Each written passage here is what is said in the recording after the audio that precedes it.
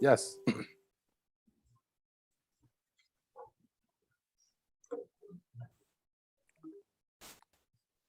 I can change it from here, or I just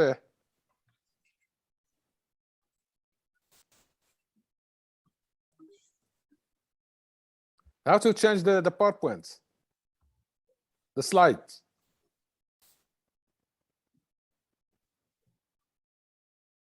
Yeah, that's good. Now, one thing is very interesting when I review now the whole project of Marxism and psychology. What I discovered very interesting points. That's the individual. Marx is not only of the macro, the state, the class struggle, the ideology and the big picture of the society, but also he is a thinker of the individual. I was shocked about this issue when I discovered it in the work of the Eastern German Marxists who work with Marxist idea. Now, what I discovered inside, in the Communist Manifesto, Marx said the free development of the individual is the condition of the free development of all. That sounds something he said. No, Marx said the free development of all is the condition of the free development of each. Now, one of the leading scholars at that time, particularly in the 70s, 60s, and 70s, and 80s, his name is Stefan Hermlin. And he wrote all his books, all about theory. He was working with theoretical framework of Marx, and he said the development of all is the condition of the development of each, which in the Communist Manifesto, I show it here, Marx, they said there will be a free association of individual, community, society, in which the free development of each is the condition of the free development of all. Here, the individual, in my view, is the higher form of the social, higher than society. Why? Because it integrates the whole structure of the social relation dominant in that society.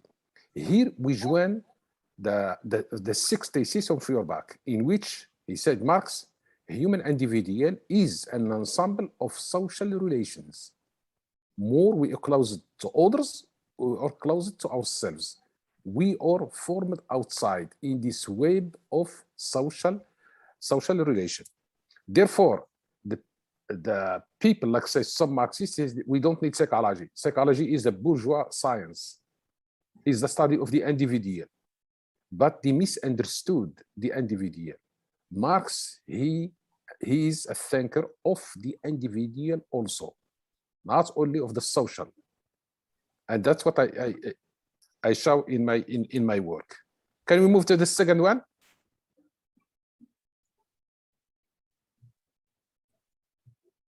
The second slide.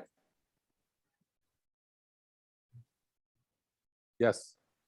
Therefore, human individual, here we see the six thesis of Feuerbach, in which the richness of the individual depend entirely on the richness of his or her real relations, social relations, means of production, forces of production, and so on.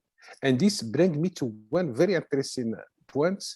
That means in the process of reconstructing and reorganizing their circumstances and practical reality, a new individual is formed and more favorable condition for his existence and development is created. That means human individual who creatively, we are like, again, when we read the De Grandrits, particularly, I didn't really read the Portuguese, translation, but in the English and the French, they say the social production by the individual.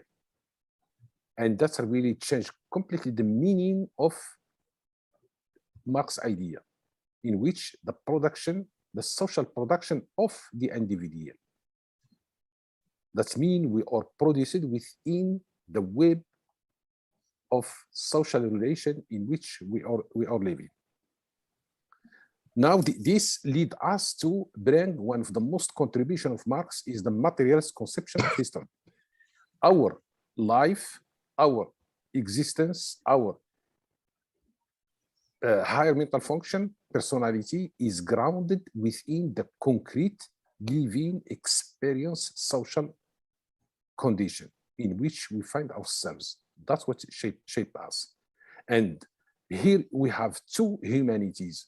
One is biological, and we know it, and one is outside, created by human being, what we call the anthropos, the human created culture, signs, symbols, create a new nature. That means not only the biological, but all and the cultural, the social symbols, and so on. And that's what lead us to the idea that a human being is born twice, biological birth and the cultural birth. And culture, our cognition, our personality, higher mental functions, grounded within the second nature we create. Can we move to the third one? Yes. And this is what I'm talking about, the single individual. The singularity of the individual is an ensemble of social relations. We are historically accumulated, culturally accumulated, socially, and so on. We are the product of our historical evolution, cultural evolution, social evolution, and so on. Even human mental functions and personality are governed by the social relations and the mode of production which organize social and economical structures. Here, back to the individual. The individual play a major role in Marx. We move to the next one.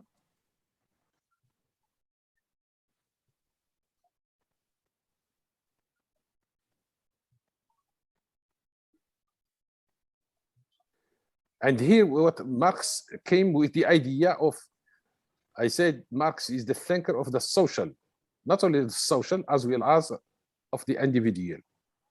Now, this is in page 54 of the Communist Manifesto.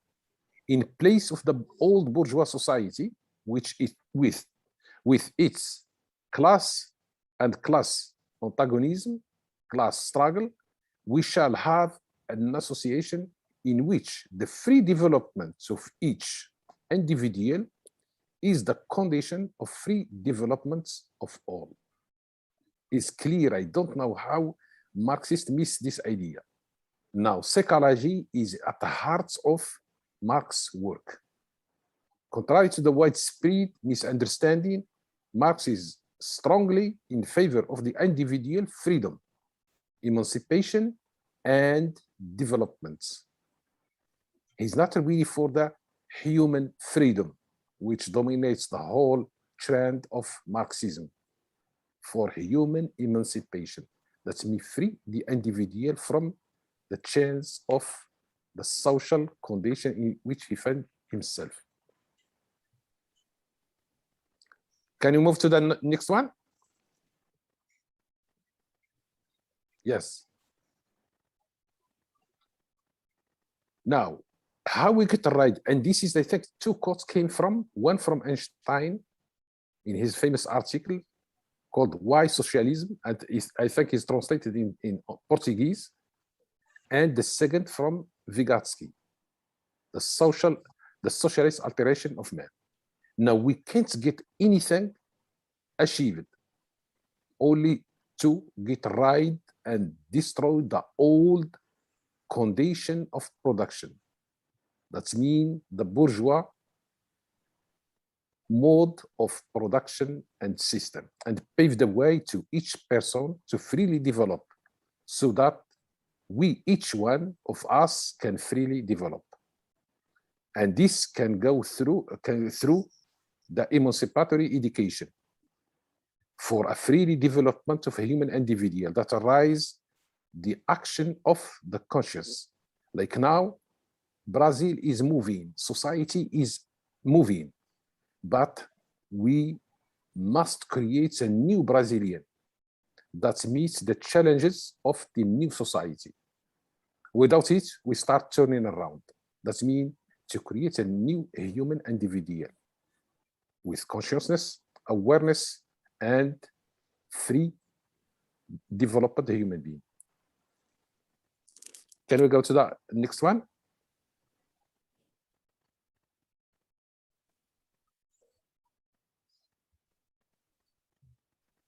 As you can see, Marx regarded the existence of the individual as the base of his materialist conception of history. And this because when you move from the materialist conception of history, you can do social sciences, because now you're missing the material, living, concrete condition of the human being.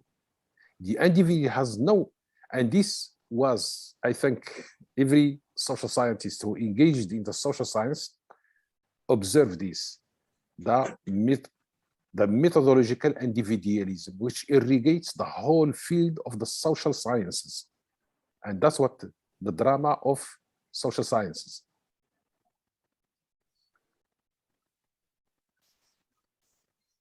The nature of the individual does depend on the material condition, determining their production. We say production, intellectual production, material production, social production, and so on.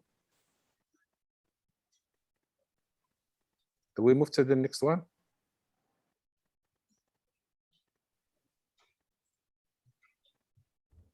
And Marx, here I take this quote from Marx about the dialectical social production of the individual.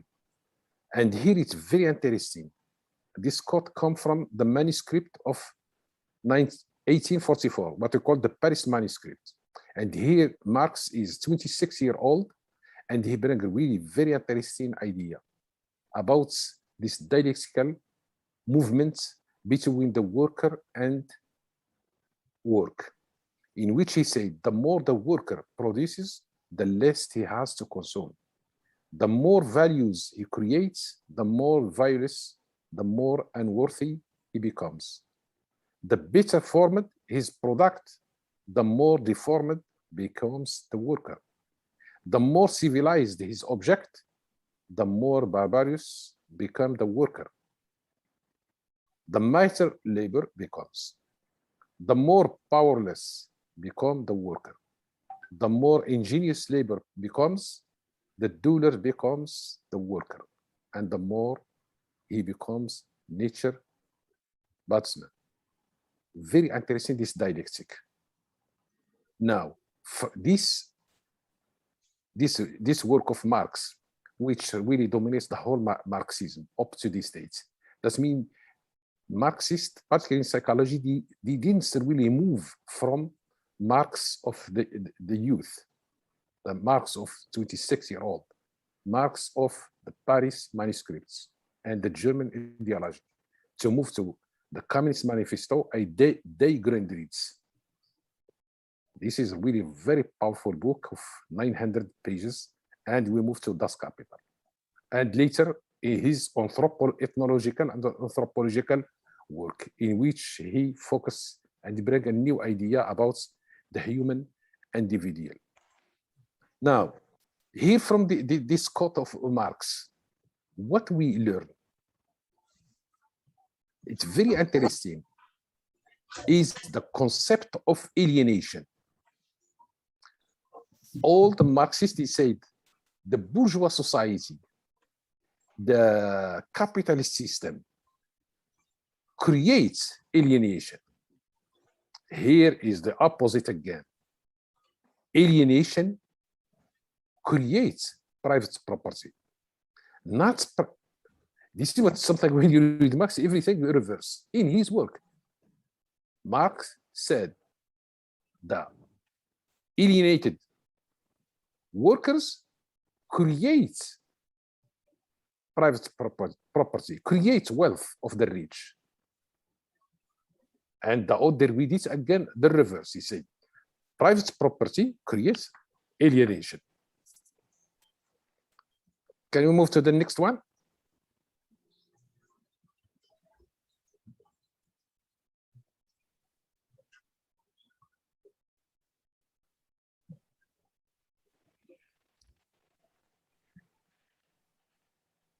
Now here, this idea came from Vygotsky, because his paper, The Socialist Alteration of Man, is excellent paper. That led us to raise the following question. Does the capitalist organization system raise humanity to a higher level of civility and fully development human potential, or bringing humanity to a deeper degradation of personality and its intellectual potential? And that's what we see now with this barbarian capitalism around the world. In his paper, Vygotsky said the three basic roots of all this problem.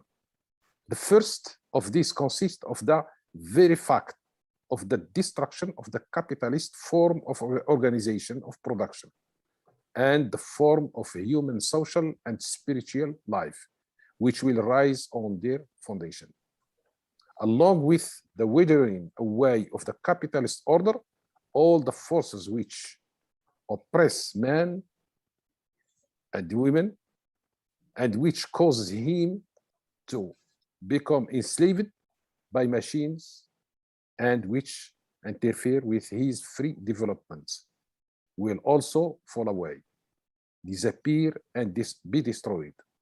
Along with the liberation of many million of a human being from separation will come the liberation of a human personality from its feather, which curb its developments. This is the first, or the source of the liberation of a human being and the emancipation of a human being. Because emancipation, we are liberated, but we are not emancipated. Like the slave society doesn't exist. Slavery disappeared, but the social relation of slavery exists. Women are liberated, but not emancipated, because the patriarchal society is still the dominant force of the social relation between men and women. We move to the next one.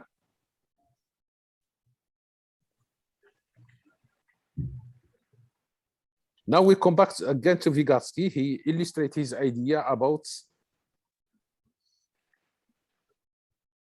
how this means of production, forces of production, social of production, shaped our cognition, our personality.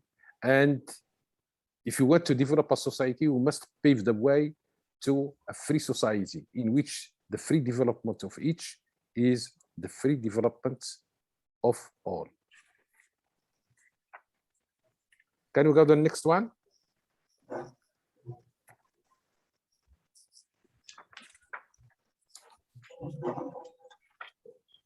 Now we come back now to the core of Marxist psychology, the development of human mental function and the materialist conception of history. Human mental functions are conditioned by the social relation of production.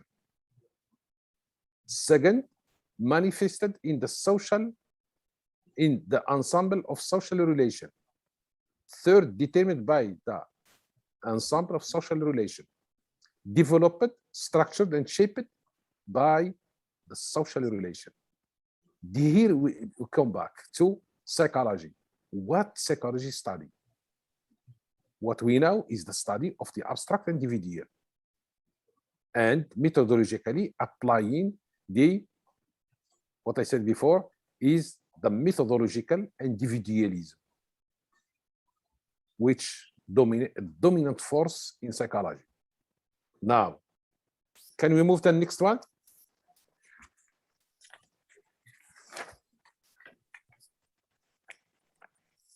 Now, lead us to what Marxist psychology, why Marxist psychology is different from all the mainstream psychology. Because Marxist psychology take its object of study is not the abstract individual, but the social individual, grounded within the concrete living experience of everyday life. This is the object and the subject of Marxist psychology.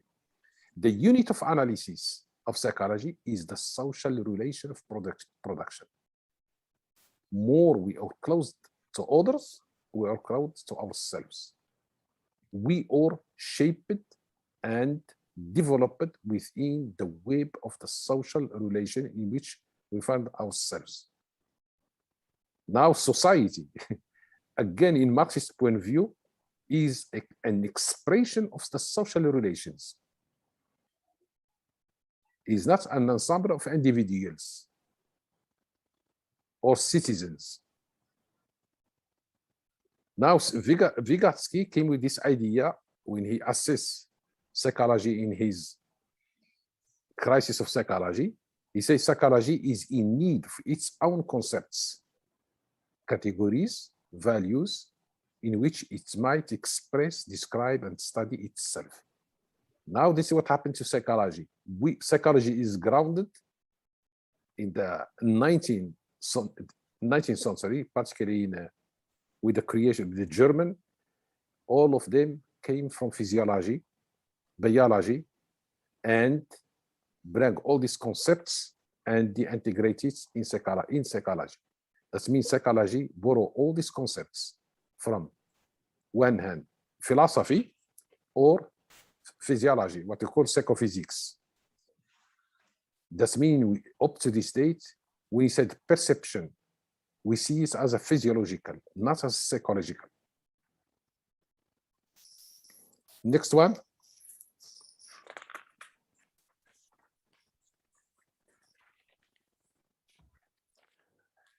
This really, I spent almost 20 years to read Day Grandritz.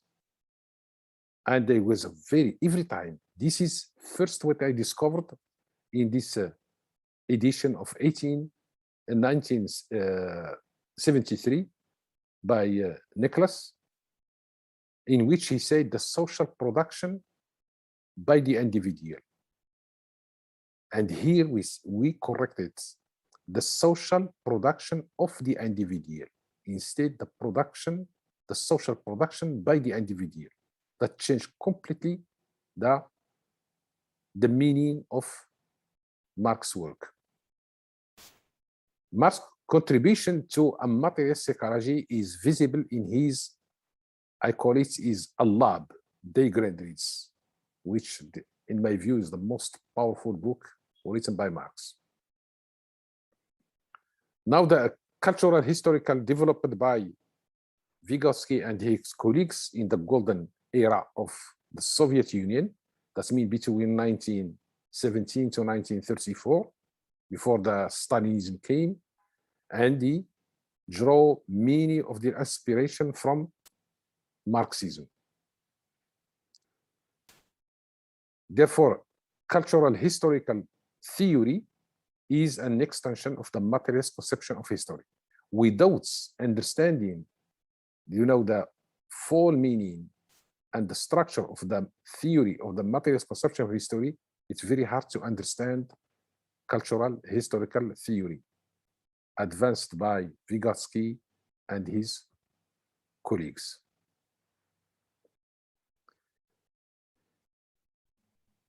Now it's very interesting why Marx, after the defeat of the Paris Commune in 1871, 72, Marx, he starts moving to the anthropology.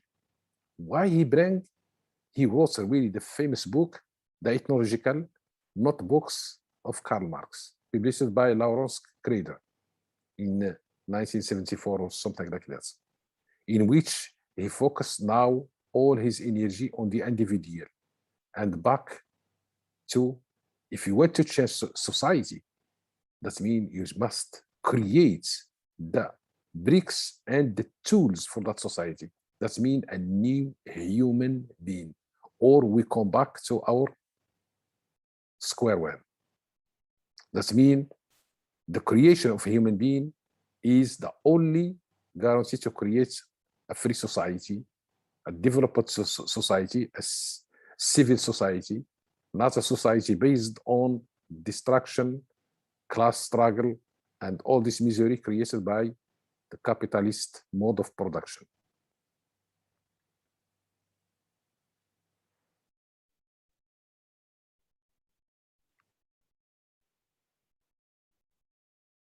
The whole research paradigm of Marx centers on the freedom and emancipation of a human individual.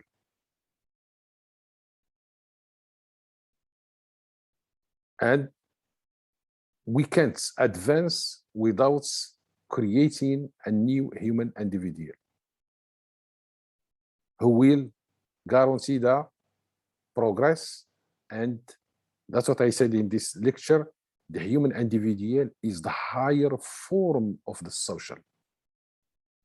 Why? Because the individual integrates all these social relations, all these achievements, because we are accumulated history, accumulated culture, accumulated social.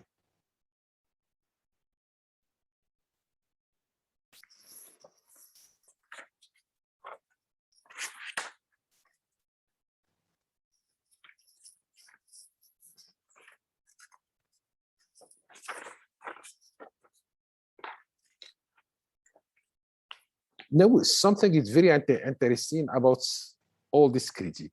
What happened? Why we create psychology? Psychology is not new.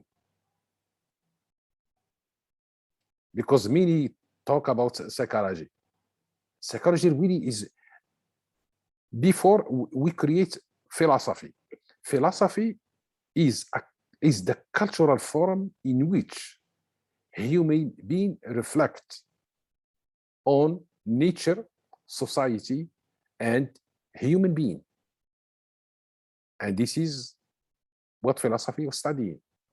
But something was moving in the 18th century and 19th century. That means with the work of Kant. Kant, in his logic, he asked, what is man? This is really changed completely the social sciences and creates what we call social science and humanity. That means now we create a science in which we reflect about ourselves. Psychology, sociology, anthropology, and so on. If philosophy was the mirror where Western culture was always reflected, we can say that psychology did nothing more than retake in a positive and scientific style methods a series of questions that had been hounding philosophy during the previous centuries, from the Greek to the 19th century. Psychology seems to be the form of culture in which Western men and women question him or herself. Now we reflect on ourselves in this science, what we call psychology.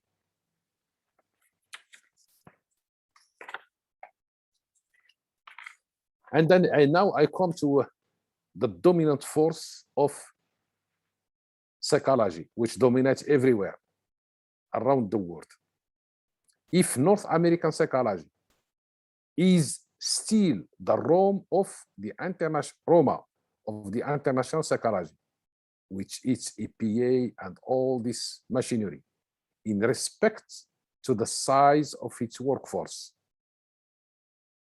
it is certainly not Athens in respect to its leadership in idea. Here, it's very strong, powerful psychology in North America, but never reach the wisdom, the production of ideas like what the Greek brought to humanity, from Thales to Plato, Aristotle, Heraclitus, and so on.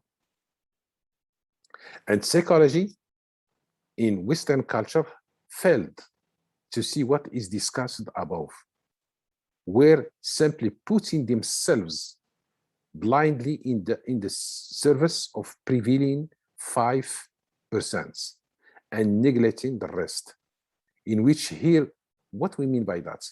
Old theories developed within the theoretical framework of Western culture is on population or sampling of the students, schools of universities.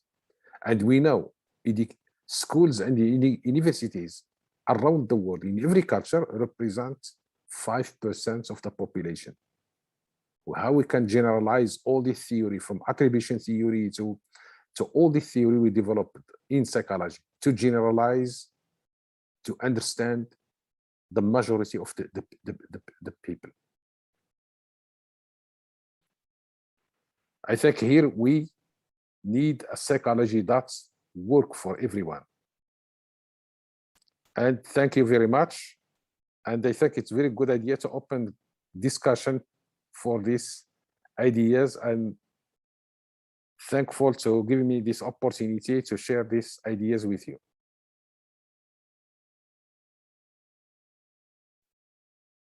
Ok, muito obrigada, muitíssimo obrigada, professor Mohamed, pela excelente exposição, com pontos teóricos muito caros, seja para o marxismo, seja para a teoria histórico-cultural, sobretudo nesse momento em que o mundo inteiro está abismado, não necessariamente com a pandemia e com seu vírus, mas como eles puderam e podem ser usados para o contrário do que o professor falou, não para emancipação e sequer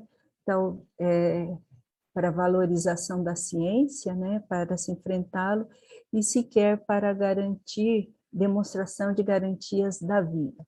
Muitíssimo obrigada.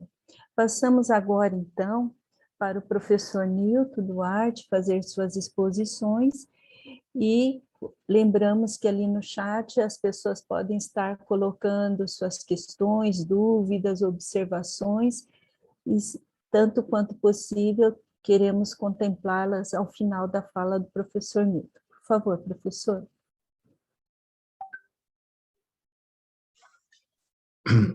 Boa tarde, professora Sônia. Boa tarde, professor Mohamed El-Hamoumi. Boa tarde às intérpretes de Libras, a intérprete de inglês-português. Boa tarde a todas e todos que estão participando desta atividade. Espero que todas e todos vocês estejam bem de saúde. Desejo mesmo às suas famílias e aos seus amigos. É uma satisfação para mim muito grande participar deste evento e agradeço muitíssimo à comissão organizadora pelo convite para participar desta mesa, embora esse sentimento seja também conflitante com o outro sentimento, que é o de tristeza, evidentemente, por não podermos realizar esse evento, essa atividade de maneira presencial. Mais uma vez, encontro-me com meu amigo, professor Mohamed El-Hamoumi, de maneira remota. Recentemente, compartilhamos uma mesa redonda na Conferência Internacional da ISCAR, International Society for Cultural and Activity Research, eu, professor Mohamed e a professora Marilene Proença. Nós havíamos estado juntos numa mesa em Quebec, na cidade de Quebec, em 2017, também no encontro da ISCAR, e neste ano voltamos a nos encontrar, infelizmente, na forma remota. E também, infelizmente, nos encontramos na forma remota agora novamente. De qualquer modo, é uma satisfação, é um prazer muito grande poder compartilhar esta mesa com a professora Sônia Shima e com o professor Mohamed. Eu vou começar, antes de eu entrar no tema propriamente dito da minha fala, eu peço licença para prestar aqui uma homenagem ao saudoso professor Mário Golder, e vou explicar o porquê desta homenagem neste momento. É que foi o professor Mário Golder que me colocou pela primeira vez em contato com o professor Mohamed El-Hamoumi. No ano de 2000, em julho de 2000, eu estava participando de uma conferência internacional realizada na Unicamp, e lá me encontrei com o professor Mário Golder, que eu já conhecia desde 1994, quando o professor Mário Golder deu um curso na PUC de São Paulo, e eu fui a esse curso, e lá conheci, e depois realizei entrevista com ele, enfim, iniciamos um contato bastante profícuo. E em 2000 nos reencontramos lá na Unicamp, e eu estava justamente naquele evento lançando meu livro Vygotsky, o Aprender a Aprender, crítica às apropriações neoliberais e pós-modernas da teoria vygotskiana. E andando lá pelos corredores do evento, alguém bate as minhas costas, era o professor Mário Golder, e nos abraçamos pelo reencontro, e ele mostrou-me meu livro, que ele já estava lendo o livro, e estava muito entusiasmado com a leitura do livro, e disse que precisava com urgência me colocar em contato com um pesquisador com quem com certeza eu teria muito a dialogar e muito a compartilhar. E estava certo o professor Mário Golder. Ele me colocou em contato com o professor Mohamed El-Hamoumi, e 2 anos depois, em junho de 2002, nos encontramos então, eu, o professor Mário Golder e o professor Mohamed El-Hamoumi, em Amsterdã, na Holanda, por ocasião da conferência da ISCRAT, que era a International Society for Cultural Research and Activity Theory, que então era a associação, a Sociedade Internacional que precedeu a atual ISCAR. E foi a primeira vez que eu me encontrei pessoalmente com o professor Mohamed El-Hamoumi, com quem eu vinha mantendo contato por e-mail. Nós começamos, a partir da mediação do professor Mário Golder, nós começamos a manter contato por e-mail, eu e o professor Mohamed El-Hamoumi. E nesse evento lá em Amsterdã, em 2002, nós apresentamos um simpósio coordenado pelo professor Mário Golder, simpósio esse intitulado Vygotsky, um psicólogo radical. Vygotsky, a Radical Psychologist. E vamos ver se eu consigo projetar aqui uma foto que eu... aqui, eu tenho a foto. Vamos ver se eu consigo compartilhar com vocês.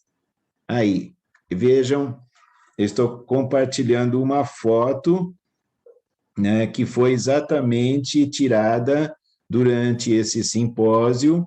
Como vocês podem ver, esse que está ao centro, então, é o professor Mário Golder, infelizmente já faleceu.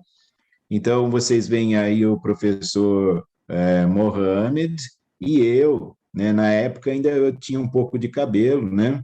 A minha barba era mais escura, etc. Estava eu aí apresentando, né, trabalho, foi a minha primeira experiência de apresentação de um trabalho em inglês num evento internacional. Então, foi uma experiência muito, muito importante para mim, uma experiência muito enriquecedora em todos os sentidos, né?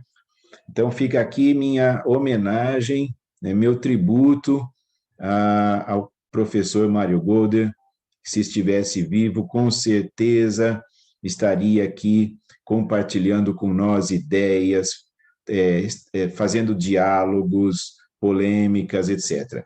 Depois, inclusive, o professor Mário Golder publicou uma coletânea em Buenos Aires intitulada exatamente Vygotsky, um psicólogo radical, com textos do professor Mohamed, um texto meu, textos de outros autores. Então, fica aqui minha homenagem ao professor Mário Golder.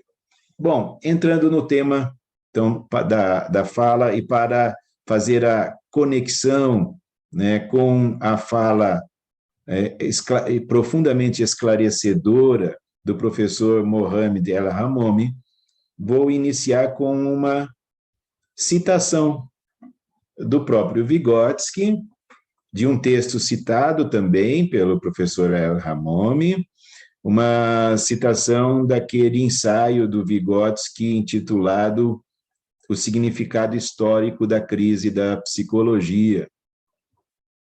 Uma certa altura do ensaio, Vygotsky afirma mais ou menos assim: nós não podemos dominar a verdade sobre a personalidade e não podemos dominar a própria personalidade enquanto a humanidade não dominar a verdade sobre a sociedade e não dominar a verdade...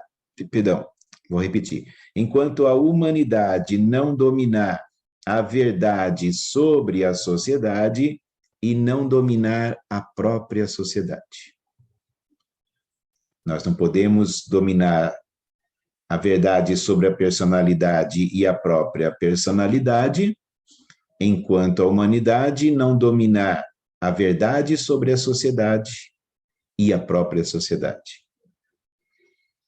Então, com isso, eu inicio as minhas considerações sobre a individualidade e o marxismo, na mesma linha das reflexões que o professor Mohamed El-Hamoumi aqui apresentou, e também na linha de reflexões que venho desenvolvendo, isso é sabido por quem conheça meus escritos, minhas produções, venho desenvolvendo desde a minha tese de doutorado em educação, que defendi no dia 15 de outubro de 1992, na Faculdade de Educação da Unicamp. A minha tese de doutorado tem por título A Formação do Indivíduo e a Objetivação do Gênero Humano. Gênero humano aí no sentido de humanidade, a objetivação da humanidade. Essa tese, então, depois foi publicada em 1993 como livro, com o título A Individualidade para Si. E esse livro, 20 anos depois, em 2013, teve uma terceira edição, e para essa terceira edição eu refiz o texto do livro, do começo ao fim, porque eu mesmo não estava satisfeito com a redação que havia dado ao texto original, e então eu reelaborei o texto do livro, mantendo as mesmas categorias, mantendo a mesma abordagem marxista, a abordagem teórica da questão da individualidade, e espero eu tenha ficado um texto mais claro, mais bem elaborado, que deu, então, a nova edição do livro A Individualidade para Si, em 2013. Mas o fato é que, desde o doutorado, portanto, desde o início dos anos 90, venho me dedicando à análise da formação do indivíduo numa perspectiva marxista, e, como vocês sabem, do ponto de vista pedagógico, tenho analisado essa formação do indivíduo na perspectiva da pedagogia histórico-crítica. E do ponto de vista psicológico, assim como o professor Mohamed El-Hamoumi, tenho procurado trabalhar com as contribuições da psicologia histórico-cultural. Bem, nessa linha de estudos, não vou aqui repetir tudo aquilo que o professor Mohamed já apresentou, né, do indivíduo como uma síntese das relações sociais. Então, o indivíduo é um ser essencialmente social, essencialmente histórico, não existe de um lado a individualidade, né, e do outro lado a socialidade ou a sociedade, de um lado o individual, do outro o social. O indivíduo é essencialmente um ser social. Volotinov escreveu que o contrário do adjetivo individual não é o adjetivo social. O contrário do adjetivo individual, segundo Volotinov, é o adjetivo coletivo. E o contrário do adjetivo social é o adjetivo natural.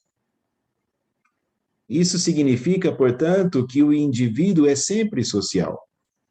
Esteja o indivíduo agindo como parte de um coletivo, portanto, sejam ações coletivas, ou sejam ações individuais, essas ações serão sempre sociais.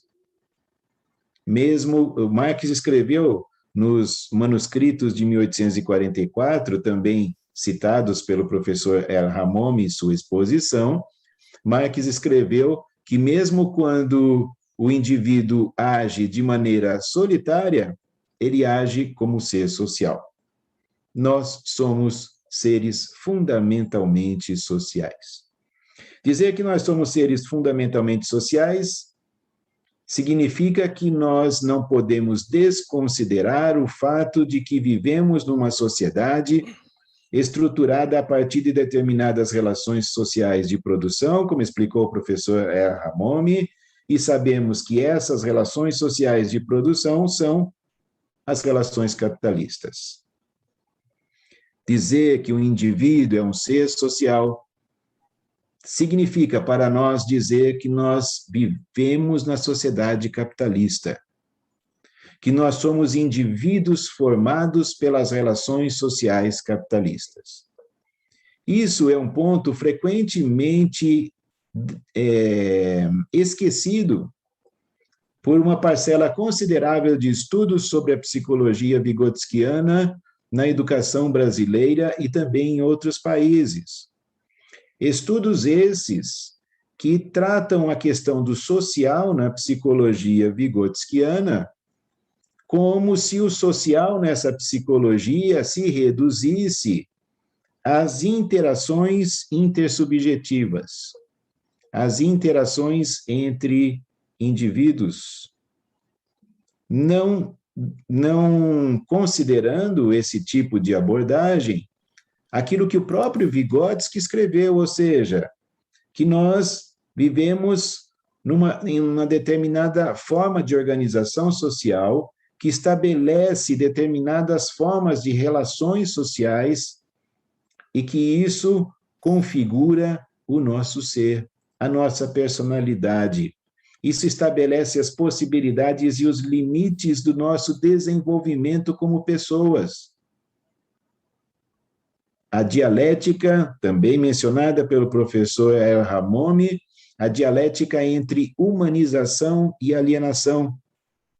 Dialética essa que tenho procurado explorar conjuntamente com a análise de outra dialética, que é a dialética entre objetivação e apropriação.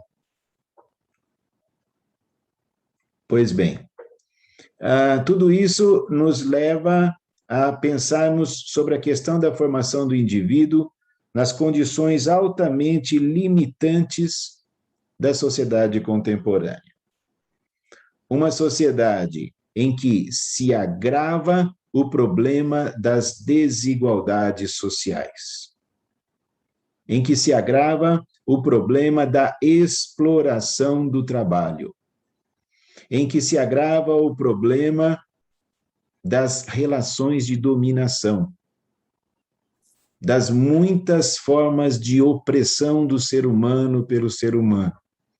Uma sociedade também na qual se agrava o problema da destruição ambiental, que chegou a tal ponto que estamos no limite da condição de impossibilidade de continuidade da existência da vida humana neste planeta. Uma sociedade em que se agrava o problema da difusão agressiva do obscurantismo. Obscurantismo esse que tem seu representante maior no Brasil, o presidente da República, Jair Bolsonaro. Mas não nos iludamos, isso não é um problema da pessoa, do indivíduo que está na presidência. Isso é um fenômeno social, cultural, político, de grande amplitude, que infelizmente não se mostra presente apenas no Brasil, mas em vários outros países na sociedade capitalista contemporânea, como bem mostra a cultura que gira em torno da figura de Donald Trump nos Estados Unidos. Não é também surpresa que esse obscurantismo tenha florescido com tal vigor nessas décadas iniciais do século XX, considerando-se que ele nada mais é do que uma das expressões do neoliberalismo. O neoliberalismo, essa ideologia mistificadora que coloca como horizonte insuperável para a humanidade o aprisionamento à sociedade capitalista. O fim da história, como defendeu Francis Fukuyama. O fim da história. O fim da possibilidade de pensarmos na superação do capitalismo e na construção de outra sociedade. É nesse contexto que, então, a questão da formação do indivíduo se torna essencialmente um posicionamento político, ideológico, ético, em favor da humanização e contra a desumanização.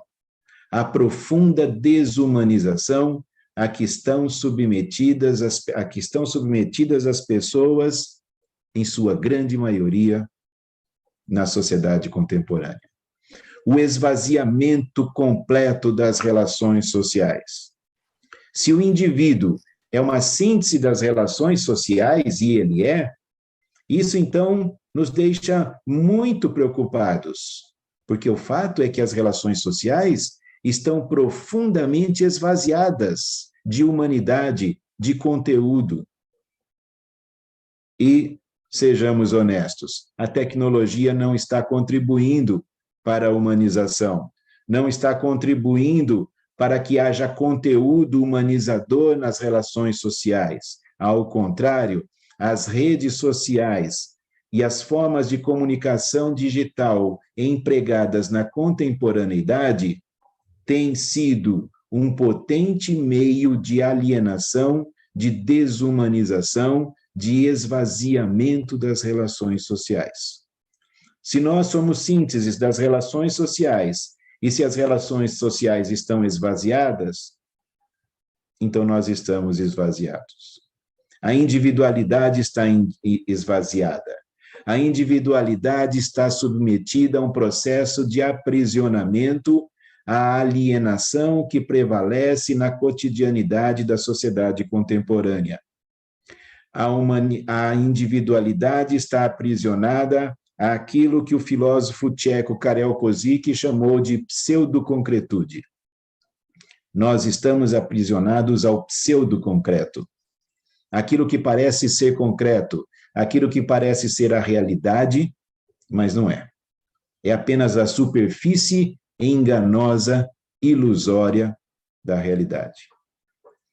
Diante de tudo isso, eu, como educador, preciso pensar a educação.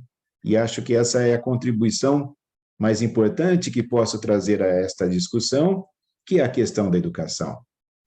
E nessa discussão sobre educação, como vocês sabem, eu e professor Demerval Saviani temos defendido a importância da luta pela socialização do conhecimento científico, filosófico, artístico, nas suas formas mais ricas e mais desenvolvidas, como uma das formas de luta pela superação da sociedade capitalista, pela construção de uma sociedade na qual tanto a riqueza material como a riqueza espiritual humana sejam efetivamente socializadas. Deixem de ser propriedade privada, deixem de ser patrimônio, quer dizer, privilégio de uma minoria, de uma elite, e se tornem efetivamente patrimônio de toda a humanidade. A educação, então, como tendo um papel importantíssimo na socialização do conhecimento. E quando falamos socialização do conhecimento, também precisamos usar as palavras corretas. Estamos falando de luta pela socialização da verdade. A verdade sobre a realidade humana, a verdade sobre a sociedade. Nós lutamos pela socialização de conhecimentos que permitam às pessoas compreender a realidade para além das aparências e das superfícies da cotidianidade, entendendo a realidade nos seus processos essenciais, nas contradições que movem a história, que movem a vida humana, que movem a realidade. Para isso, é preciso o conhecimento teórico. São necessárias as abstrações. E é por isso que combatemos todas as pedagogias que querem reduzir os currículos escolares a conhecimentos puramente pragmáticos, utilitaristas, adaptacionistas, pedagogias que, mesmo quando se apresentam sob a aparência de pedagogias progressistas, inovadoras, na realidade limitam a formação dos indivíduos à adaptação ao status quo, adaptação à cotidianidade alienada da nossa sociedade contemporânea, adaptação às demandas de um suposto mercado de trabalho ou de um ilusório mundo do empreendedorismo. Nós combatemos essas pedagogias, como é o caso da pedagogia das competências, que está na base desse currículo, desse novo currículo nacional brasileiro, a Base Nacional Comum Curricular, que não veio para enriquecer a educação pública brasileira, que não veio para enriquecer os currículos escolares, mas veio para empobrecer ainda mais o ensino escolar brasileiro, especialmente o ensino que ocorre nas escolas públicas.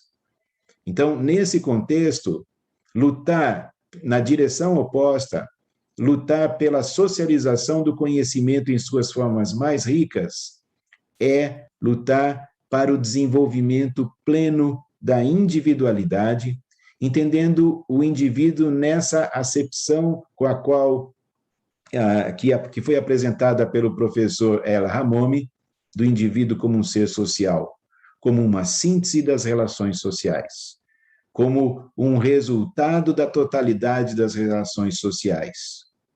A dialética entre determinação e liberdade, que é o tema com o qual eu venho trabalhando numa das pesquisas que venho desenvolvendo, a partir de contribuições de Antônio Gramsci e George Lukács, para compreender o desenvolvimento da individualidade como um processo que se move nessa dialética entre determinação e liberdade.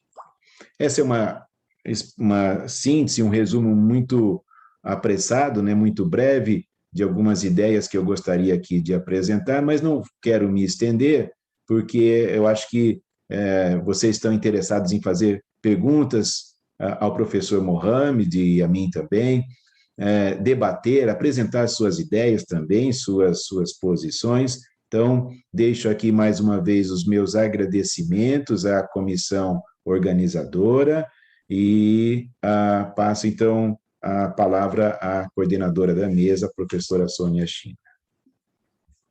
Muito obrigada, professor Newton, por esta fala tão esclarecedora, tão didática também. Newton vai falando pausadamente, organizando o pensamento dele e o nosso. E eu tinha justamente uma questão para fazer, e você já apresentou na sua forma de exposição o que eu ia perguntar. Quando o professor Ramone coloca esses fundamentos, ficamos pensando quão distante é esta sociedade daquela em que Marx escreveu e que o próprio Vygotsky escreveu. E após mais de 100 anos dos seus escritos, quão inspiradores eles continuam sendo. Quando Vygotsky dizia que venceríamos, por exemplo, a cegueira, a mudez, a surdez, talvez ele não imaginasse que hoje nós teríamos uma sociedade com alta tecnologia que poderia criar próteses, órteses e alguns mecanismos de comunicação que até a mais alta fantasia ficaria difícil de elocubrar. Mas as teorias desses autores ainda são potentes porque a base não mudou. A lógica de funcionamento desta sociedade continua sendo a de promover diferença. Então, toda a nossa preocupação, o nosso sentimento, a nossa tristeza diante dessa situação horrenda que nós observamos nesses 2 últimos anos, sobretudo no Brasil, de desvalorização e negação da ciência, vem juntamente com a alta tecnologia. Contraditoriamente, essa produção humana que nos permite lidar com o mundo de uma forma mais serena, posto que mediatizada por tantas coisas, por tantos processos e equipamentos e chips até que atravessam a vacina e se instalam no cérebro das pessoas, entre aspas, né? Tudo isso nos leva a pensar que, embora estejamos sofridos e cansados, magoados, muito machucados com tantas perdas e revoltados com tantas coisas ruins, que até a própria CPI ajudou-nos a entender, como animar os professores, desde a educação infantil até a pós-graduação, a permanecerem nessa senda de enfrentamento. Essa mesma tecnologia que traz a serenidade, já que me permite conversar com pessoas tão distantes, como é o caso do Mohan, tão longe em tempo real, ela também, como o professor colocou, esvazia esse próprio homem. Então, como lidarmos com essa tamanha contradição de buscarmos a inclusão digital, ao mesmo tempo em que estamos vendo esvaídas as possibilidades de formação humana? E pior, como Newton colocou, nessa forma em que vimos o Trump se eleger, orquestrado por pessoas que usaram de modo muito efetivo e malicioso esse universo da alta tecnologia com as bolhas, né? Como nós vamos enfrentar um grupo que captura a consciência dos sujeitos pela proximidade, pela afetividade? O que eles falam não é contrastado, né? Não é posto em discussão, já que foram considerados aceitos por grandes personalidades que conversam pessoalmente com eles, de um jeito coloquial, não científico, com fake news, e que cria neles uma consciência e parece que a ciência não consegue alcançá-los. Eu gostaria que vocês falassem um pouco mais com esses fundamentos marxistas e vigotskianos, o que resta aos professores, formadores, através de ensino, através do conhecimento, e esses professores também muito machucados, o que lhes resta fazer? Onde buscar forças? Como enfrentar o inimigo que se apresenta tão sedutor no discurso e usa essas altas tecnologias que deveriam veicular o conhecimento para veicular o desconhecimento? E nós parece que não conseguimos atingi-los com o discurso científico. Esse é um ponto de reflexão que eu gostaria que comentasse. Temos também a fala de algumas pessoas, a própria Soraya Conde, colocando que a questão não são os indivíduos, mas como entendemos os indivíduos isolados e produto deles próprios ou da relação social do conjunto. Cita a Stetsenko, né, com o termo collective individuals, coletivo individual numa única palavra, né? Estamos aqui recebendo também algumas colocações no chat.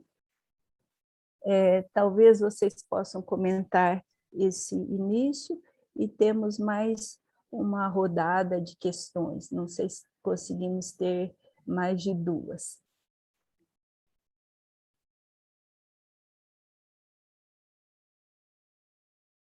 Então, poderiam estar comentando. E também, caso queiram comentar o que está sendo posto aqui no chat, né? Algumas pessoas estão colocando, parabenizando também, a própria Camila está falando, outros recuperando, né, a própria questão da alienação, e daí fica à vontade para vocês, né? Também estão trazendo políticas públicas. Acho melhor organizarmos em dois momentos. Tem uma diversidade aqui de questões para os dois professores, né? Desde a BNCC,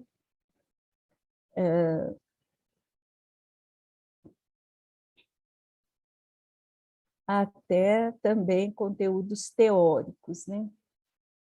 Newton poderia comentar? Sônia, talvez me permita aí uma sugestão, né? Acho que talvez, porque eu vi que tem uma sequência razoavelmente grande e também diversificada de questões no chat, e seria bom, talvez, organizar um pouco assim a sequência disso, até porque seria o caso de algumas questões dessas serem traduzidas para o professor Mohamed. Tem uma só ali formulada em inglês, né? Sim. Algumas serem traduzidas para o professor Mohamed, e tem algumas que são mais específicas à nossa realidade brasileira, né? E aí, é claro que o professor Mohamed fica à vontade, caso ele queira comentar, mas, por exemplo, imagino que o professor Mohamed não tenha conhecimento dessa questão do nosso currículo, aí o novo currículo escolar brasileiro, a Base Nacional Comum Curricular. Então, algumas questões assim ficam para mim e para você, para nós respondermos e conversarmos aqui, e outras questões, acho que mais relacionadas a Vygotsky e questões assim, Marx, etc., o professor Mohamed possa ficar mais à vontade para responder. Mas preciso que, então, vocês... Eu posso começar respondendo algumas, e enquanto vocês organizam né, aí algumas... A tradução para ele. Pode ser? Pode ser, por favor, Nilton. Ok. Começamos então, pelo local. Tá, eu vi que tinha uma questão aqui, acho que numa das primeiras, que era sobre a questão, sobre a pedagogia das competências. Vamos ver aqui, ó. Professor Newton, é correto afirmar que a Base Nacional Comum Curricular leva fragmentação, acho que houve um problema de digitação, há uma fragmentação da base científica, da formação da juventude, pelos itinerários formativos e projetos de vida? Eu concordo, sim, eu penso que sim. Espera, só um pouquinho, deixa eu acender minha luz aqui, que ficou escuro, ficou o tempo nublado, está ficando escuro aqui na minha sala. Espera, deixa eu só acender a luz.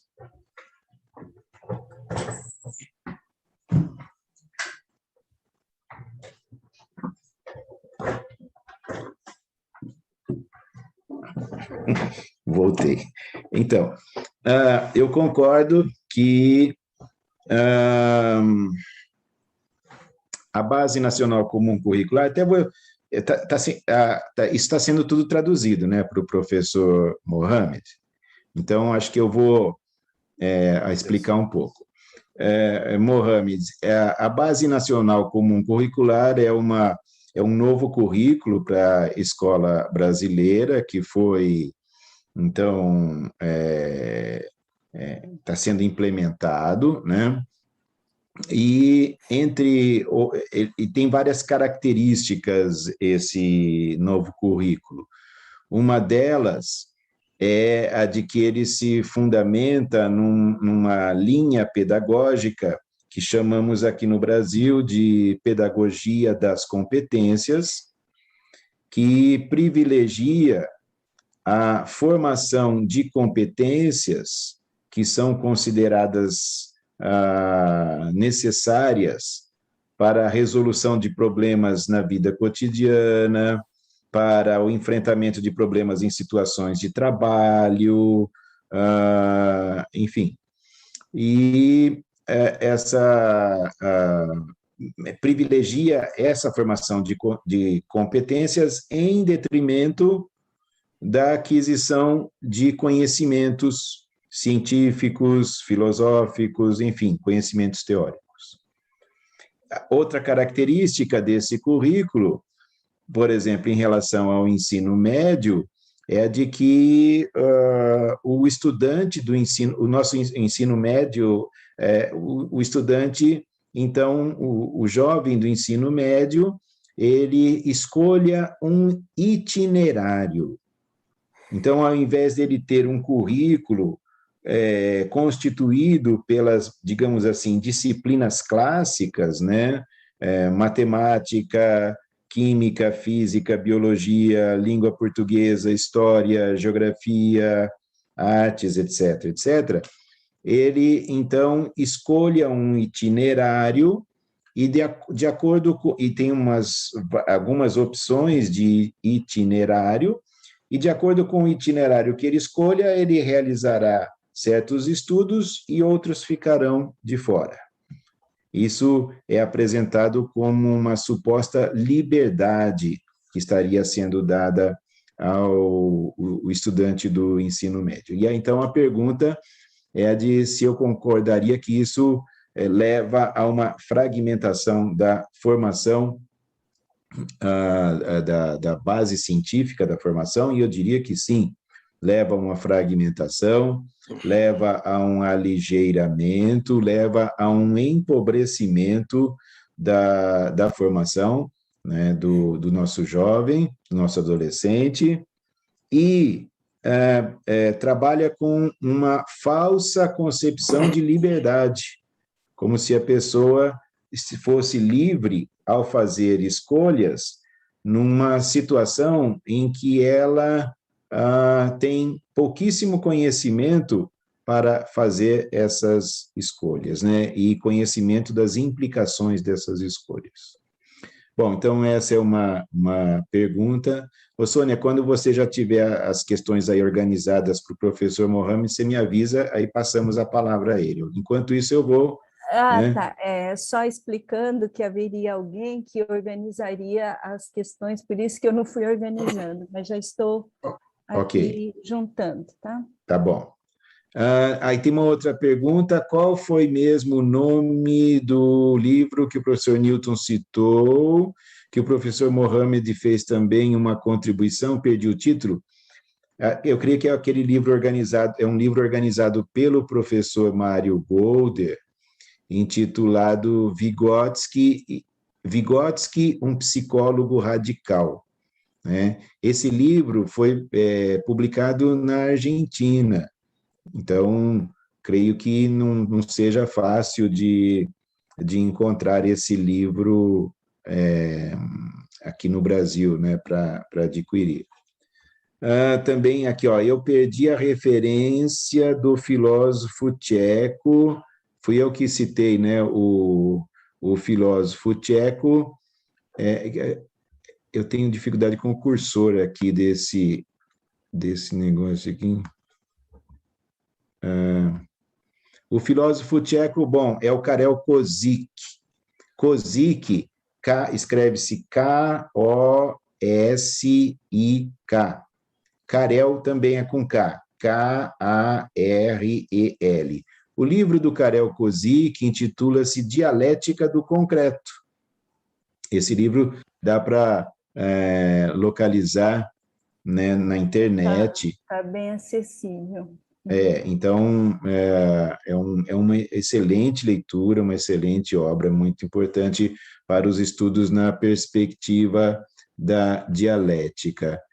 Tinha um outro... Sim, pois não. As pessoas estão elogiando as explanações e chamando a atenção, né, para essa percepção da coletividade, e a Adelaide apresenta uma observação ali com base em Manacorda, e que você poderia ler para ser traduzido para o professor Mohamed, e também para o professor Eu Ramon. Então, talvez poderia ler o material, a questão da Adelaide, para ser traduzida, a observação sobre Manacorda, e depois passar a questão do Denner para ele. Ele já deve ter visto, porque está em inglês.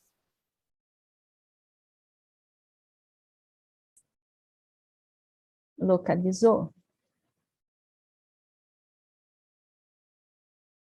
Se não, eu coloco de novo.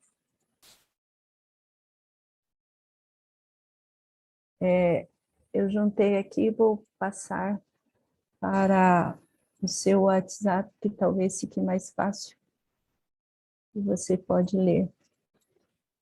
Desculpa, Sônia, meu microfone estava desligado. Eu já achei, já localizei. Tá. Então, eu leio e a tradutora vai traduzindo para o Mohamed, Mohamed, isso, por favor. Tá, ok. Então, tem uma citação aqui do Mário Alighiero Manacorda, é importante estudioso da obra de Gramsci, da obra de Marx, etc., da educação, historiador da educação. Então, a citação é a seguinte: frente à realidade da alienação humana, na qual todo homem, alienado por outro, está alienado da própria natureza, e o desenvolvimento positivo está alienado a uma esfera restrita. Então, frente a tudo isso, está a exigência da omnilateralidade, de um desenvolvimento total, completo, multilateral, em todos os sentidos, das faculdades e das forças produtivas, das necessidades e da capacidade da sua satisfação. Então, de fato, essa citação tem muita relação com a apresentação do professor Mohamed El-Hammoum. Então, a sua sugestão seria que, Sônia, que o professor comentasse, né, essa citação. Isso, junto com a questão do Denver, que é direcionada para ele. Ah, peraí. Então, vamos achar aqui. Deixa eu achar aqui. A questão é de quem? Do Denner. Ah, já está em inglês, né? A questão dele. Sim, ele já deve ter visto. Ok. Então, ok. Então, passo a palavra. Então, passamos a palavra para Mohamed.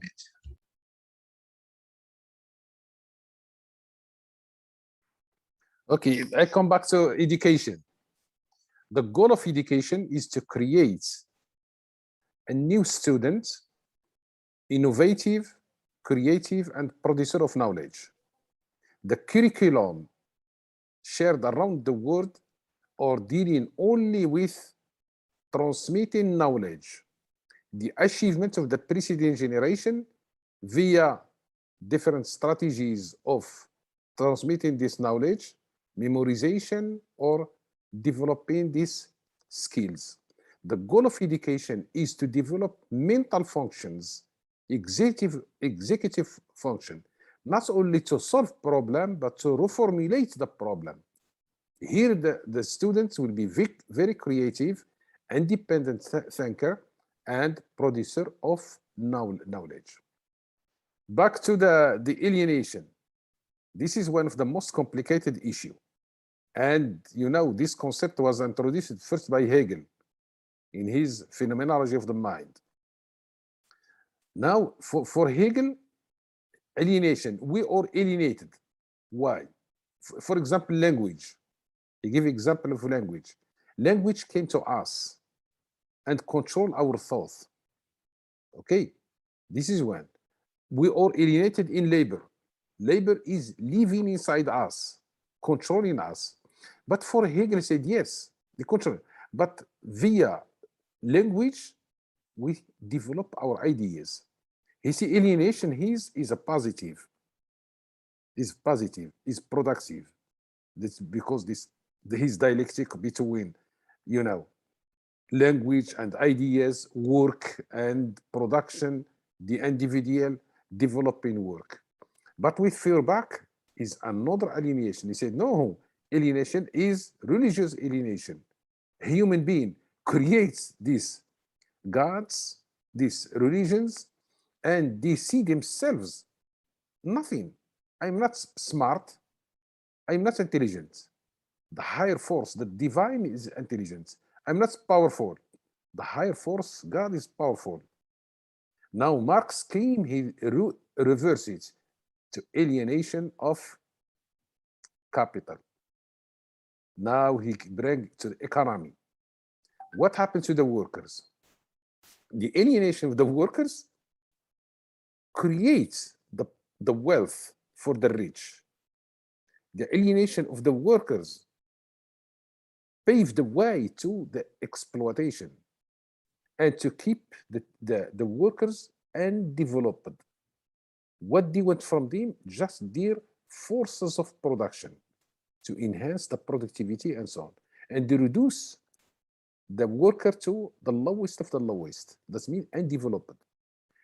Education, what they are doing, this liberal education around the world, because first they design it and we are following them because they control theories, they control the means of education by their ministries of education, by their curriculum, to not to develop the students, but just to give them the tools of skills to solve the problem and to put them in the markets.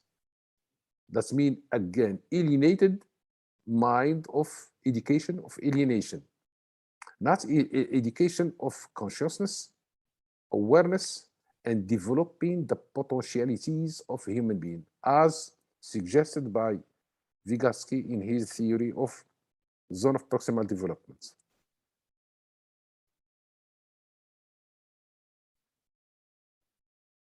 Ok.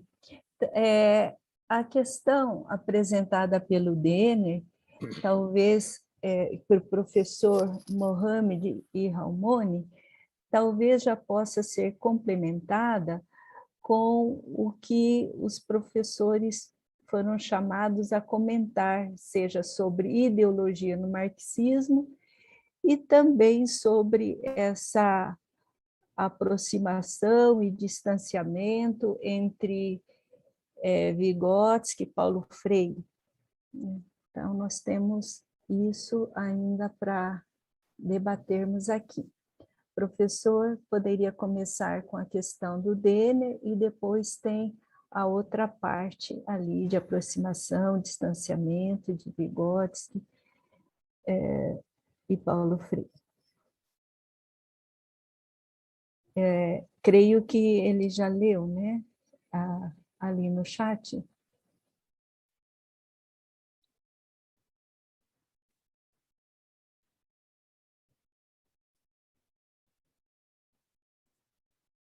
A pergunta do Denner, caro professor, gostaria de ouvir você no sentido que podemos dizer que Vygotsky vai além da interpretação mecanicista de Marx. É por isso que Vygotsky foi, entre aspas, apagado do governo Stalin?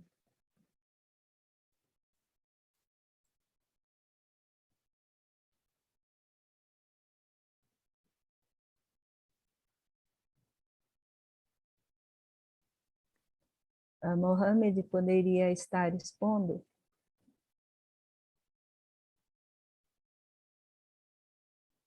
Yeah, because, you know, yeah, as I said before, the golden age of the Russian civilization, I'm talking about the Bolshevik, it was between 1917, 19, beginning of the 30s. There is no control. This period, really, it was a lot of production of knowledge and a lot of experience. The work of, at the time, of the major work of the Marx is not translated, you know, into Russian or into English. What we have the time is the manuscript of the Paris manuscript appeared in 1932.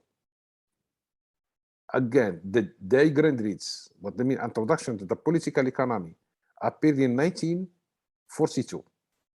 That means the major work of Marx is not yet arrived to the Russian. That's, I think, one of the biggest problem of to develop really education to meet the challenge of that period. And don't forget, Russia, the Bolshevik, you know, inherited 98% can't read and write. But, you know, under the Krupskaya, her education, pedagogics, I think the book is very interesting. Krupskaya was named to engineer a new educational model in which she formed her group. From Lurushansky to Blonsky to Vygotsky participated in that group. Also, John Dewey, they came and they developed a new program to move Russia from, you know, 98% contributed rights to educated or Russian. And that project, I think, was neglected in pedagogy and education.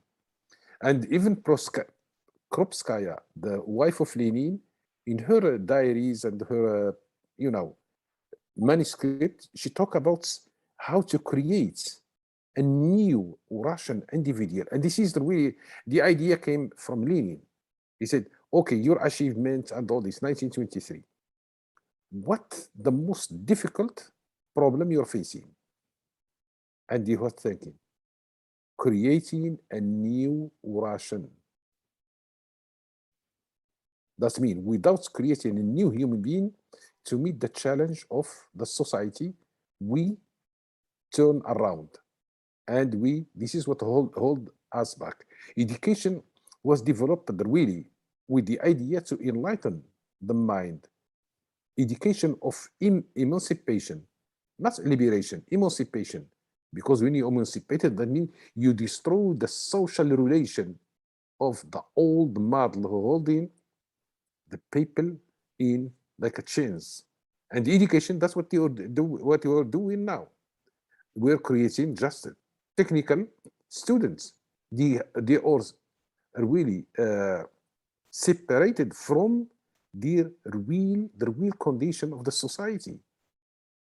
The material, that means here again, any theory go beyond or any explanation without a materialist conception of the society, just you pouring water in the sand, because that connect you to the living experience of the social condition, which structure our thoughts, our ideas, our mind, or we stay in the alienation.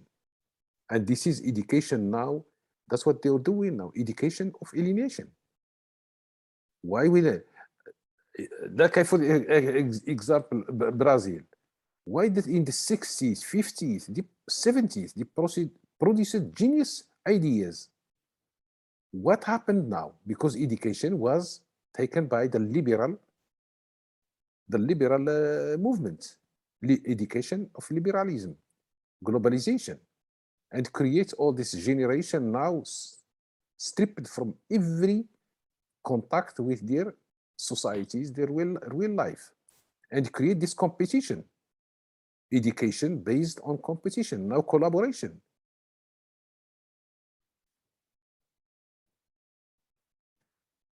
Ok, muito obrigada. O Rodrigo... Sônia, Oi. Um momentinho. Deixa eu ver, é que eu estava aqui no canal em inglês. Sônia, se você me permitir, eu gostaria de fazer um breve comentário também sobre essa questão da relação entre Vygotsky e Marx, né? Eu também entendo que a concepção, a visão de mundo, a visão filosófica, social, stalinista é algo distante das ideias de Marx. É algo distante da visão de história, de conhecimento, de ser humano, é algo muito distante da dialética de Marx. E entendo que sim, que a censura stalinista à obra de Vygotsky estava relacionada, entre outras coisas, é claro que tinha questões conjunturais de poder político, de relações institucionais, etc., mas estava relacionada ao enorme afastamento da cultura stalinista em relação ao pensamento de Marx e Engels. E eu queria ressaltar, assim, assinalar, né, que é curioso que o stalinismo acusou Vygotsky de não ser marxista, não ser socialista, o que foi uma grande mentira, mas isso também foi feito no Ocidente.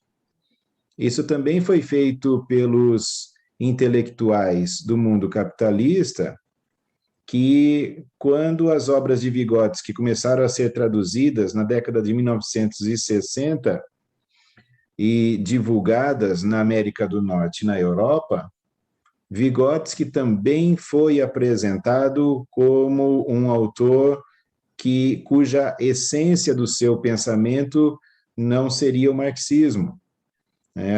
Vygotsky foi apresentado como um autor cujas ideias estariam muito mais apoiadas em outros pensadores, como Spinoza e outros, do que em Marx, né? E até hoje há quem defenda esse tipo de interpretação. Então é curioso, né? tanto os stalinistas como o mundo capitalista disse que Vygotsky não era um marxista e secundarizou a importância do pensamento de Marx, né, na obra de Vygotsky. Ok, muito obrigada. Tem a questão do Rodrigo, resumindo aqui, gostaria de solicitar uma reflexão sobre reprodução das relações de produção, reprodução das relações de produção no indivíduo, ou seja, a ligação da objetividade das relações sociais com as subjetividades. Como vocês pensam a questão da ideologia no marxismo? Também eu vou acrescentar, por causa do nosso tempo, outro ponto da Solange. Gostaria de ouvir o professor Newton falar mais sobre o fenômeno obscurantismo como um fenômeno social e político, expressão do neoliberalismo. Não seria este um fenômeno produzido também nas entranhas da filosofia e da educação? Penso que seria importante responder as perguntas que Sônia fez. Alô, Agostina, um prazer encontrar com você aqui. Da BNCC de novo. Não, quanto à BNCC, acho que eu vou deixar essa para depois. Acho que isso, essas duas questões para nós termos como horizonte. Sônia, se você permitir, eu então inicio a resposta, serei bastante breve, né, aí eu deixo para o professor El Hamoumi, então, concluir, né, até porque eu estou com um problema aqui de horário, que às 17 horas eu vou precisar mesmo me ausentar. Nilton, e só Sim. lembrando que tem essa outra questão, antes que a gente termine, o que os professores Mohamed e Newton pensam acerca da tentativa de aproximação teórica entre Freire e Vygotsky, por suposto com base numa leitura fundada na teoria marxiana. Então, se você puder responder essa questão e finalizar com essa, daí passamos para o professor Mohamed. Eu vou começar pela questão do obscurantismo, né? Acho que eu vou deixar para o professor Mohamed a questão da reprodução das relações de produção na individualidade, ou seja, da objetividade na subjetividade, porque é muita coisa. Então, eu vou deixar para o professor Mohamed abordar essa questão.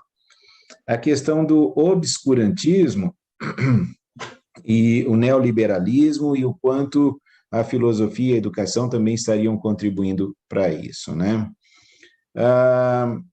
O meu argumento de que o obscurantismo se espraiou, se fortaleceu, vicejou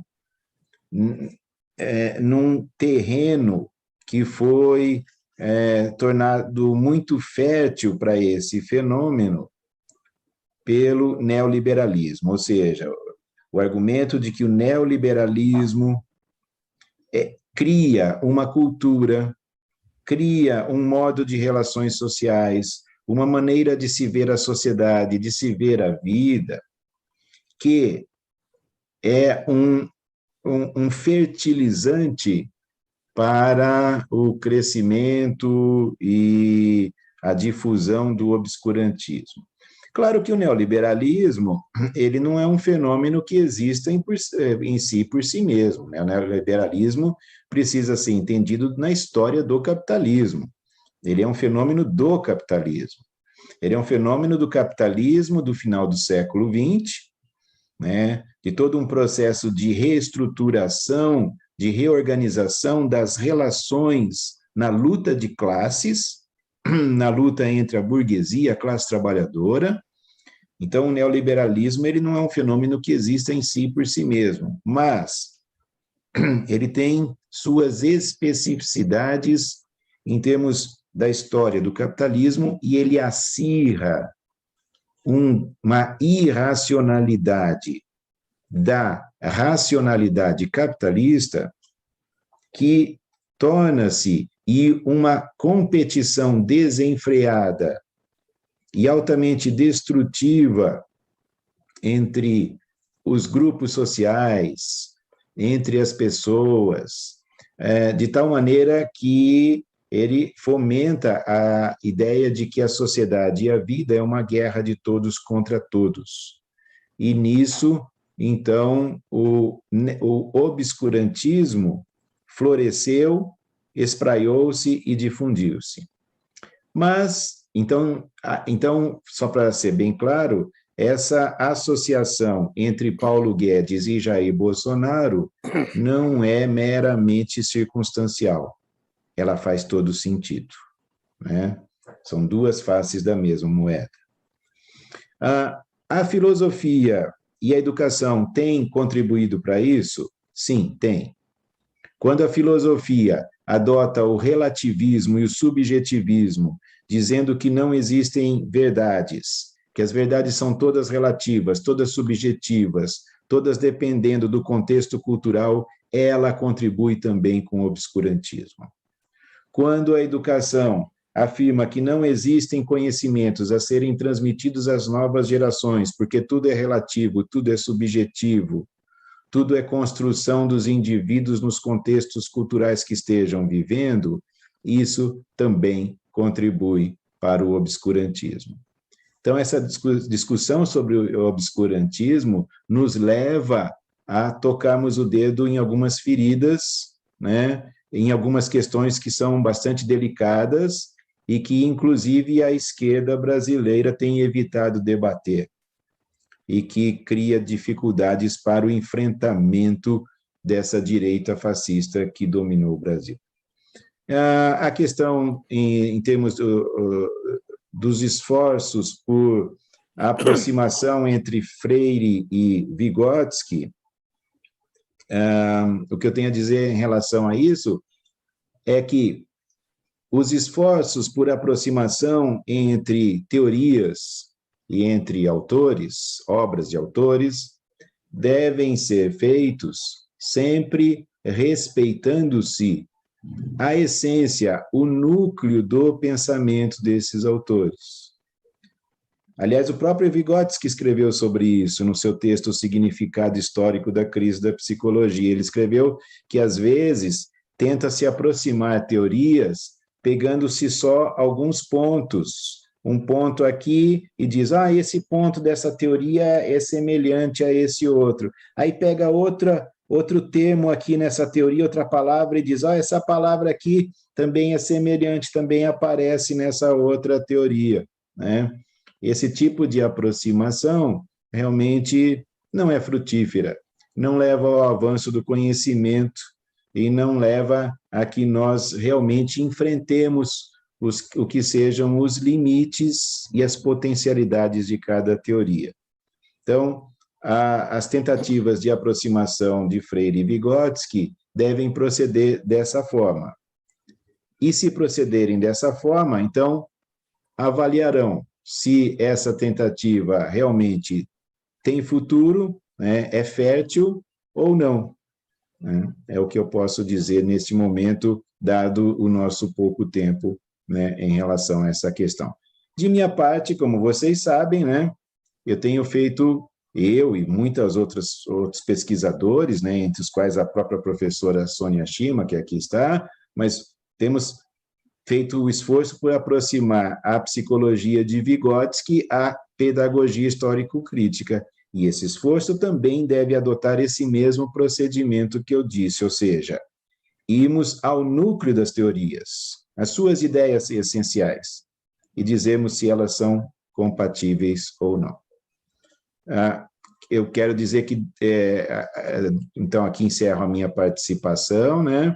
Agradeço muito e passo a palavra ao professor Mohamed. Thank you very much. I come back to the obscurantism.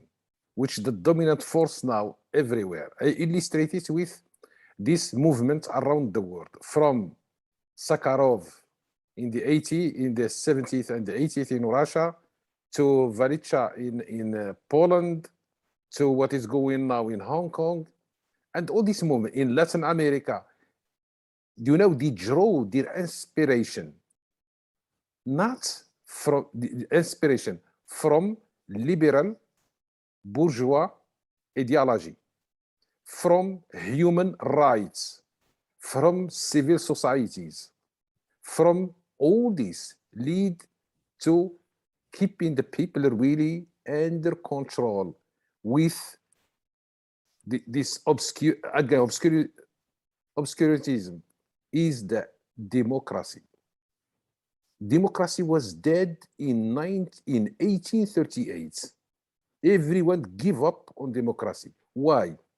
Because the bourgeois take everything and they turn it to empty shell. And that's what happened to Brazil in 2000. Why? Because democracy, what happened to democracy? That means reducing all the conflicts to the ballot. Go vote.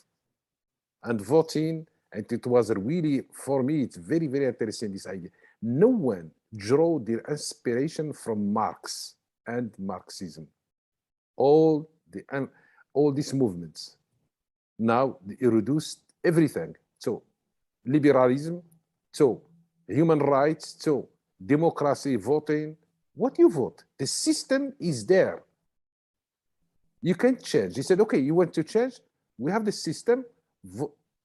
Nominate anyone who represents you and go there and working with the system. That means democracy. That's what happened to the Lenin. He was really, that's what they called the socialist republic. Why did he not call them communist? Why? Because he wants to apply socialism. That means the capitalist of the state. When he came back, what happened? Back to democracy. And that's what our problem now around the world. That means all our conflicts reduce it to a vote. That means finish the class struggle. The proletariat was dead exactly in 1974, which is the engine of the progress of societies. Now they break them inside voting booths. And that's it, the end of the class struggle. That means became the vote struggle. And this, I think, in Brazil, you experience one of the worst in the history. The coup d'etat done in the name of democracy by the parliaments. And very, very interesting when you study the history of this issue. This is the obscurantism, what we are living in now. How to move societies, we are really in a big, big trouble. Because the problem is democracy. It's empty shell, mean nothing. This democracy rank Bolsonaro in Brazil, Trump in the United States, Johnson in Britain, and Putin in Russia. That means the age of change is over. Became the age of voting. And we can't solve the humanity problem with voting.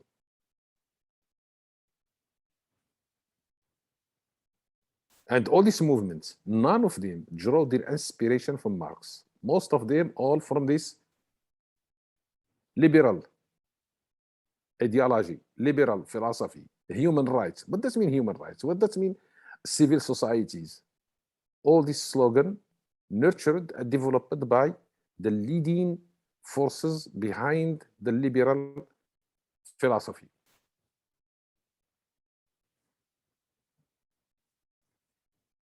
Nossa, muito bom. Estamos agora já encerrando nossos trabalhos com essa conferência, com os nossos professores convidados, professor Mohamed El Ramon, professor Dr. Newton Duarte, muitíssimo obrigada. Tem várias questões aqui postas que não puderam ser trabalhadas ainda, mas foram colocados aqui os e-mails para vocês continuarem na interlocução com os professores. E esta última exposição do professor Mohamed é interessantíssima, essa prateleira vazia, né? Que retira todas as possibilidades de pensarmos para além, como o próprio professor desencantado com a vida, com o governo e com o voto que ele deu ou não deu, apresentou ou não. É muito mais do que isso, né? Muitíssimo obrigado. Penso que o que os nossos convidados expuseram serve para sairmos daqui com a zona de desenvolvimento proximal bastante agitada, não só alargada, mas saltitante e inquieta, porque se é que podemos ter uma figura desse modo, nessa zona de desenvolvimento proximal foi sacudida. E olha, quem diria, falando nas contradições, como eu coloquei a minha questão, hoje o professor Mohamed traz o Putin, né, como um não exemplo.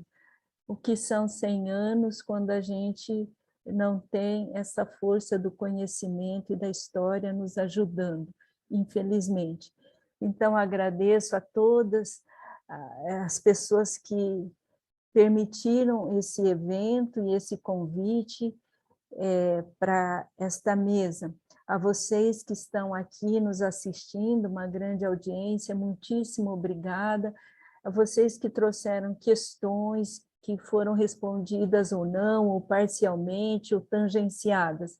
As nossas intérpretes, muitíssimo obrigadas, seja de língua de sinais, seja inglês, português, inglês, ao pessoal aqui da assistência técnica. Muitíssimo obrigada, tenham todos uma boa continuidade do evento, e muito obrigada aos meninos, né, que outrora tinham cabelos, barbas, né, mais pretos, muito obrigada, e que possamos continuar com o debate. Muito obrigada, gente, encerramos aqui. Vamos fazer uma foto final. Uma boa noite. Vamos fazer uma foto final de lembrança, né? Agora já com os nossos cabelos mais esbranquiçados, mas estamos aí. Deixa eu fechar aqui. Pena que não podemos pegar todo mundo, né? Mas vamos aqui. Muito bem, vou mandar para vocês. Até breve, pessoal. Até mais. Muito obrigada. Good night. Good night. Here is midnight for me. Sim. Thank you.